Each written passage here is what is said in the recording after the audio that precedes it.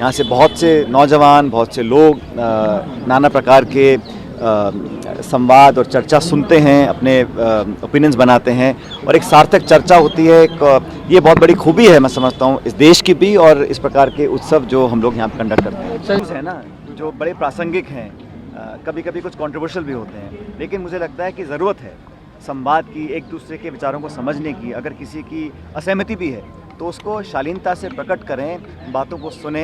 विरोध भी हम कर सकते हैं, लेकिन यही बड़ी खूबी है हमारी जमहूरियत की, हमारे समाज की, हमारे देश की, कि एक दूसरे से मतभेद भी अगर हो तो बैठ के सुने, उनके व्यू पॉइंट को सुने, उनके विचारों को सुने।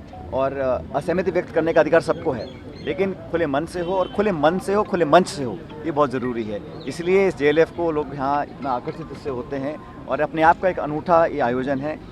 हर बार मैं यहाँ पर आता हूँ, इस बार भी यहाँ पर आया हूँ। मेरी तमाम शुभकामनाएं सभी ऑर्गेनाइज़र्स को, जो यहाँ पे बोल रहे हैं वो लोग, और जो यहाँ पर सुन रहे हैं उन लोगों को। पिछले कुछ दिनों में मुझे मौका मिला अलग अलग प्रदेश के ज़िलों में जाने का, और किसानों का सम्मेलन था जहाँ मुझे आमंत्रित किया गया था।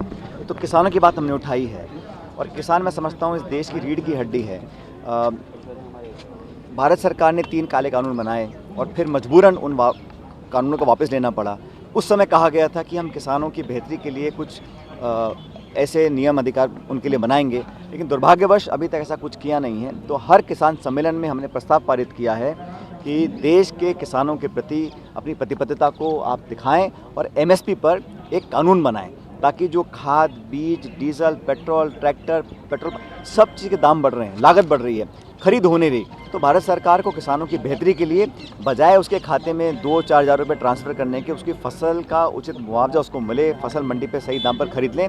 MSP पर एक कानून बनना चाहिए। ये हम लोगों ने किसान सम्मेलन से आवाज़ केंद्र सरकार को सुनाने के लिए उठाई है।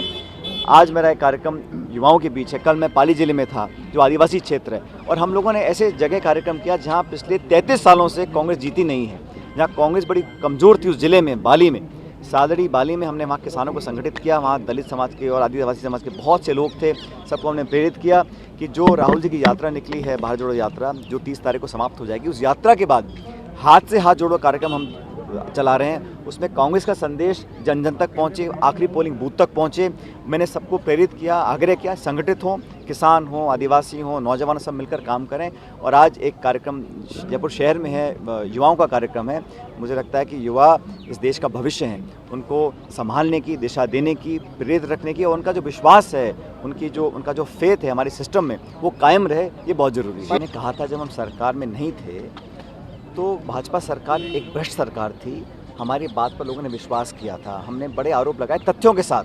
हम दिल्ली तक गए थे। खान घोटाला, कालीन घोटाला, 9TB का, ललित मोदी के साथ बहुत सारे स्कैंडल सामने आए थे, तो हमने उसको एक्सपोज किया था। हमने कहा था हम कार्रवाई करेंगे। तो मैं उम्मीद करता था कि इन पिछले 3-4 सालों में हम कुछ ठोस कार्रवाई करते। और मैं फिर कहता हूँ, प्रतिशोध की भावना नहीं है, कोई रिवेंजफुल एक्टिविटी नहीं करनी, बदला नहीं लेना किसी से, लेकिन जो प्रमाणित जो घोटाले थे उस पर तो कार्रवाई करते और दोषियों को सज़ा मिलती तो बेहतर रहता। अभी भी समय है साल भर का, मुझे लगता है उचित कार्रवाई होगी। और जो भ्रष्टाचार में लिप्त रहे, जिन पे आरोप लगे और हम सब ने सामूहिक रूप से आरोप लगाए थे, उन पर कार्रवाई करने का समय आ गया।